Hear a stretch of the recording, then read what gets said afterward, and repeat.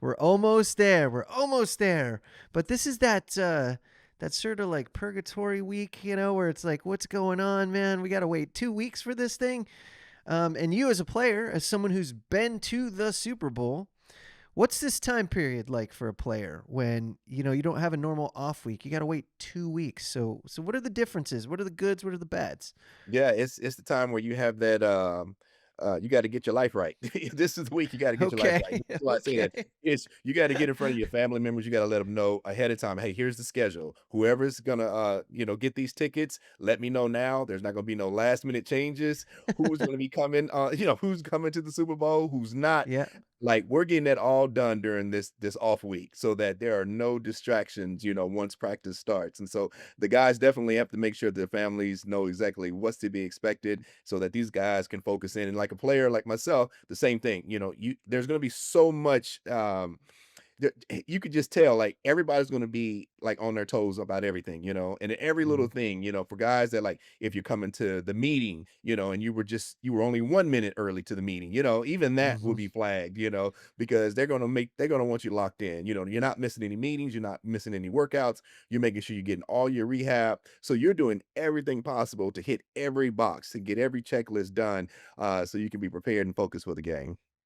All right, Priest, you told a funny story in a previous episode where there's a certain expectation when you're a player and you have family, friends, maybe people you haven't talked to in a long time, and maybe you're playing a game out of town, or maybe it's a home game, and you go out to dinner afterwards, and I'll never forget this quote. You said, "Man, not everyone should be getting the rack of lamb," and which I thought was hilarious. Now, this is obviously times a million when it's Super Bowl time. Yeah. So what's the cutoff? What's the who qualifies? Like, how many tickets are you allocated, and how early do you have to get that request in to your team and stuff in the NFL? Yeah, it's one of those things where you have pretty much the entire week to decide and make that decision, but it's something that you just want to make sure that you get those tickets allocated early because Uh-huh. there's always going to be an uncle, there might be an aunt, there might Yeah, be a cousin that's going to come out the woodworks and tell you how important this game is and how much they've supported you over your entire career, you know. sure. So you just definitely have to make sure your parents are taken care of, right?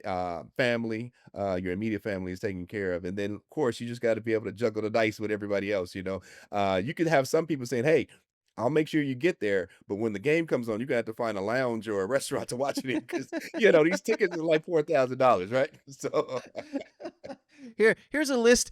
Yeah, here's a list of the closest bars in perimeter 1. Here's the list of bars in perimeter 2. That's hilarious. I can see it right now, like a random email from Uncle Sean, who sends you a picture of him wearing like a Priest Holmes number 32 jersey, and you're like, yeah, that's nope. That's not even my number, dude. Nice try, Sean. Nice try, Sean.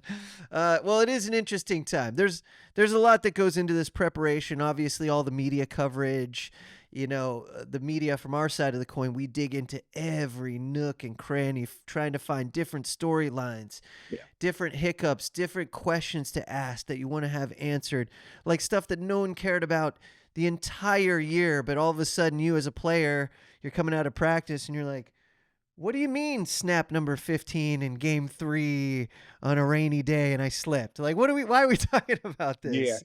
Well, the thing is that you're gonna definitely have and you talk about, media, well, there's obviously Radio Row and several of the Right. players that are gonna be, deemed the guys that are gonna be speaking on behalf of the team, so, obviously, your quarterback is gonna be one that's gonna be on Radio Row in front of the Hmm. media.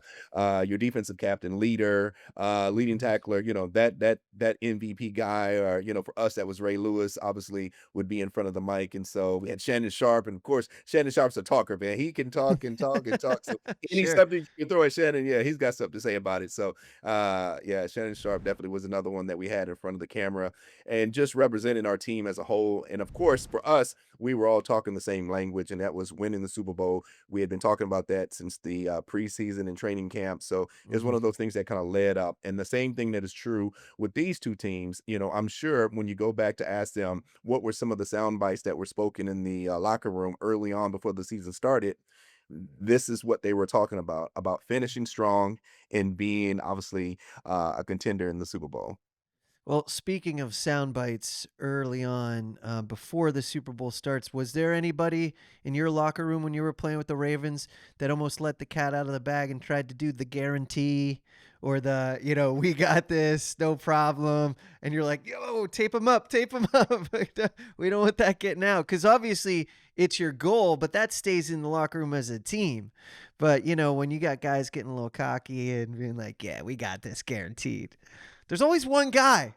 Yeah, we had a pretty strong team, but for us, for the most part, there was so much off the field antics that had happened, going into that season, and so the case around Ray Lewis as well. Mhm. So it was very, we had to be very careful of the things that we were saying in front of the media. But as a team, we were very confident. We knew we would be prepared, and so the one thing that they knew that they were going to get hit by by the number one defense. You know what I mean? So that was one thing Sure, we facts. were talking about, and the things that the guys were talking about is how hard the guys were gonna come into that game and play and expect to get hit. That was the one thing that we led with. Real quick, were there any perks, anything that you didn't normally get throughout the season that sort of was offered up, before the big game, whether it was from the league or just from people that were fans, or like, were there things coming out of the woodwork of like, yeah, come eat at my restaurant, hang out, or what was going on from a non-normal perspective? Well, the thing is just leading up to the Super Bowl, man, that's when you get to cash in. You get to cash in on your likeness and image, you know what I mean? So, restaurants definitely will open up the doors. You'd have all Yeah. these great wine bottles come show up at the table. Uh, it was one of those things where, the invitation to come in and have a great time at restaurants was always great. Yeah. So, and if you're going car shopping, that's when you ask for the discount, right? That's when you're like, come on, we can get to a better price. Come on, we can do that. Nice.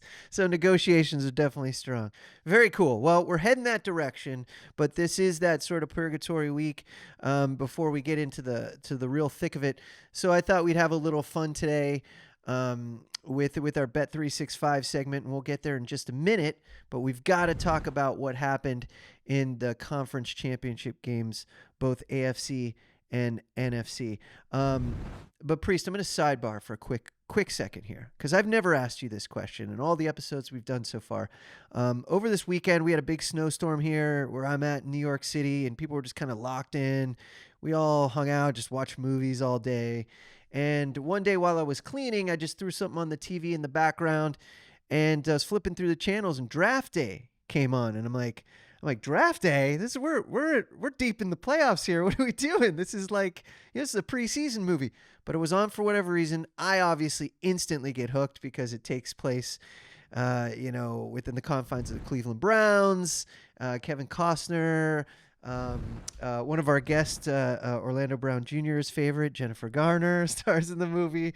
Um, but I started watching it, and I realized that over time, like, man, I really love that movie. I've never asked Priest what his favorite football movie is, because you're on the other side of the coin. You're an actual professional. Me as a fan, I get to live the fantasy of all these football movies, and like if they're true or not, and in the context that surrounds it, and most of the stories are made up.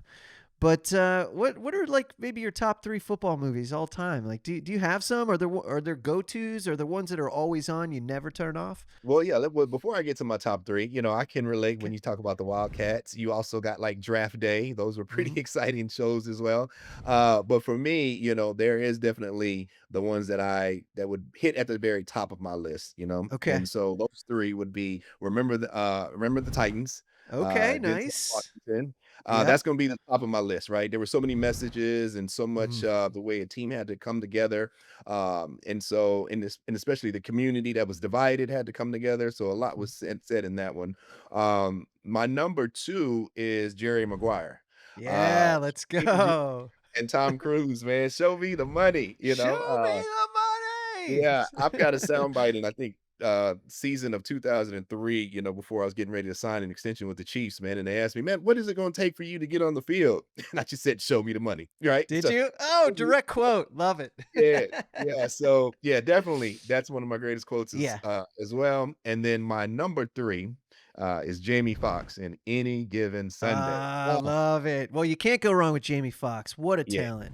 I've worked with Jamie, and he's amazing. He's And amazing. then, of course, all the antics that happen on and off the field, you Yeah, could talk about, does that really happen?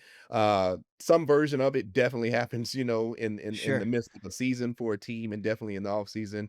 But there's one we also didn't fail to mention because there's actually movie number 1 and 2, and that's The Longest Yard. Oh, I think that's okay. with Longest Yard. Burt Reynolds, right? Yeah, the old school, not the remake, but the old school. Yeah. Yeah. And then Waterboy. I don't that never even hit. Oh, there we go. In terms of just you wanna turn something on and just laugh and Yeah, just yeah. it's hilarious, and all the antics you can think about that happen around a football season and playing football. Yeah, the longest, I'm sorry, but that one, uh, Waterboy, yeah, Waterboy, sure. Waterboy And definitely. look, after Waterboy came out, we all knew what a medulla oblongata was, right? We Yes. all knew. We all knew. It's like I've never said that word in my life. Now I'm saying it all the time. Yeah, Yeah, Waterboy was a lot of fun. That was a really fun one. Yeah, for me, Draft Day is up there, obviously, just because it's about the Browns. But I thought it was really well written. It was really fun and it was interesting. And I love when they kind of blur the lines a little bit and they have cameos from actual people, whether it's players or media members, contributing, or they're filming at the actual Radio City Music Hall where the draft's going down. Like, I love it because it makes it feel just that much more real. And look, I'll take any movie that's gonna let the Browns feel like they're on top for 5 seconds. yeah. So I'll take that. Jerry Maguire's on the top of my list too. That's a top three for Yes, me. classic, Just yeah. just so good, classic. I'm gonna throw this one out there. The movie Rudy. I despise Notre Dame. I'm an Ohio State Buckeye fan.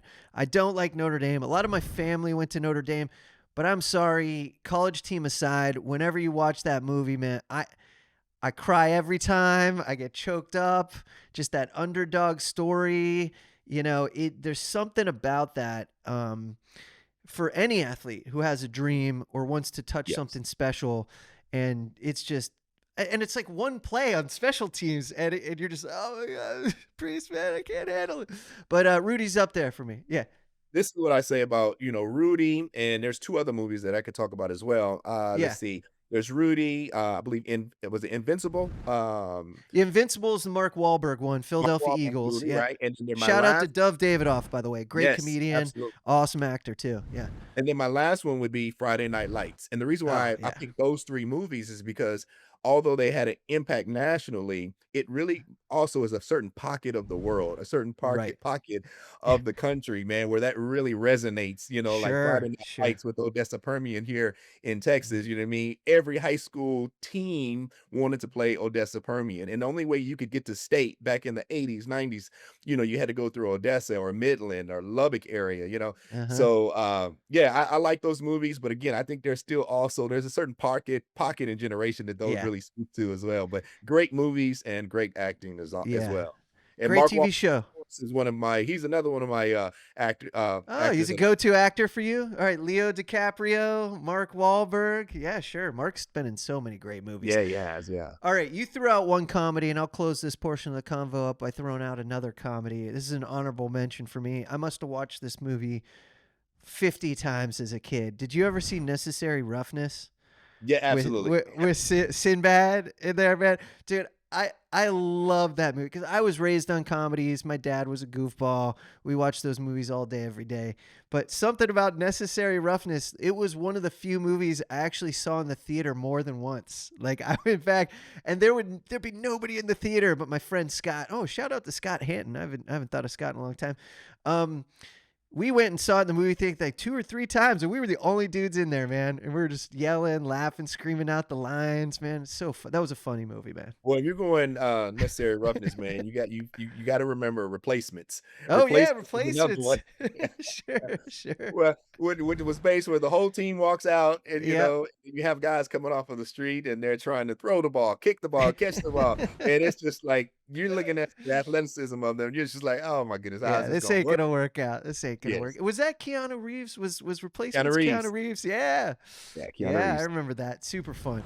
Breaking news from Bet365. New customers bet $5 and get $150 in bonus bets, win or lose. Sign up, place a bet for $5 and get $150 in bonus bets, win or lose. Bonus bets can be used on the spread, player props, futures, and so much more. Whatever the moment, it's never ordinary at Bet365.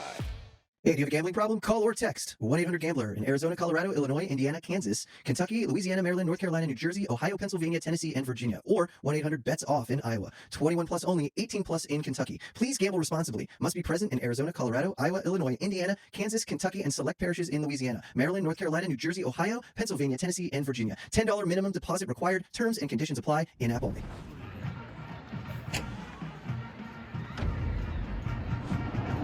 This has been a Playmaker production.